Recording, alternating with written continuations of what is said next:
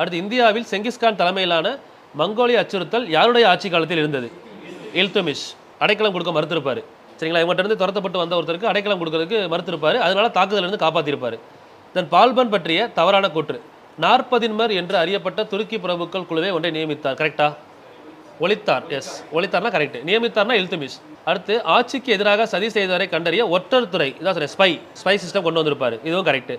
வங்காள ஆளுநர் துக்ரில் கான், எஸ், இவரை கொலை பண்ணியிருப்பார். இதுவும் கரெக்ட். மாலிக் ஜலாலுதீன் கில்ஜி என்பவரால் பால்பன் கொல்லப்பட்டார். பால்பன் எப்படி இறந்திருப்பார்? பால்பன் யாராலையும் கொலை செய்யப்பட்டிருக்க மாட்டார். சரிங்களா? அவராக தான் இறந்திருப்பார். சரிங்களா? அதாவது பின்னாடி வந்த ஜலாலுதீன் கில்ஜி பால்பனோட பேரன்களை கொலை பண்ணுவார். பையனையும் பேரனையும். இந்த கைகுமார், கைகுபாத் அப்படின்னு சொல்லி அவருக்கு பையன் பேரன் இருப்பாங்க. அவங்களெல்லாம் கொலை பண்ணவர் தான் கில்ஜி.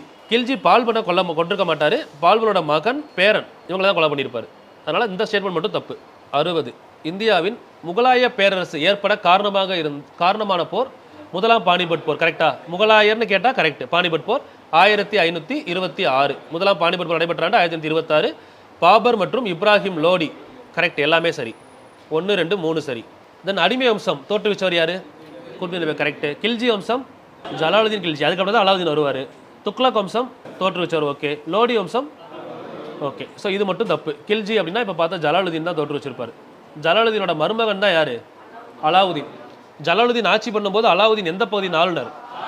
காரான்ற பகுதியோட ஆளுநராக இருந்திருப்பார். தோற்று வச்சிருக்க மாட்டார். காராலேருந்து வந்திருப்பார். காரா பகுதி ஆளுநர் தான் அலாவுதீன் கில்ஜி. அப்போ அவரோட படையெடுப்பு யாருக்கு எதிராக இருந்துச்சு? காரா பகுதியை ஆட்சி பண்ணுறப்போ அலாவுதீன் கில்ஜி எங்கே படையெடுத்து போனார்? ஜெயச்சந்திரன், யாதவ அரசர் ஜெயச்சந்திரனுக்கு எதிராக படையெடுத்திருப்பார். சரிங்களா? சாரி, ராமச்சந்திரன். ஜெயச்சந்திரன் யாருன்னா சந்தாவர் போரில் இருப்பாங்கல்ல, அங்கே தான் ஜெயச்சந்திரன் வருவார். இவர் வந்து ராமச்சந்திரன் அப்படின்ற ஒருத்தரை தோற்கடிச்சிருப்பார், யாதவ அரசரை.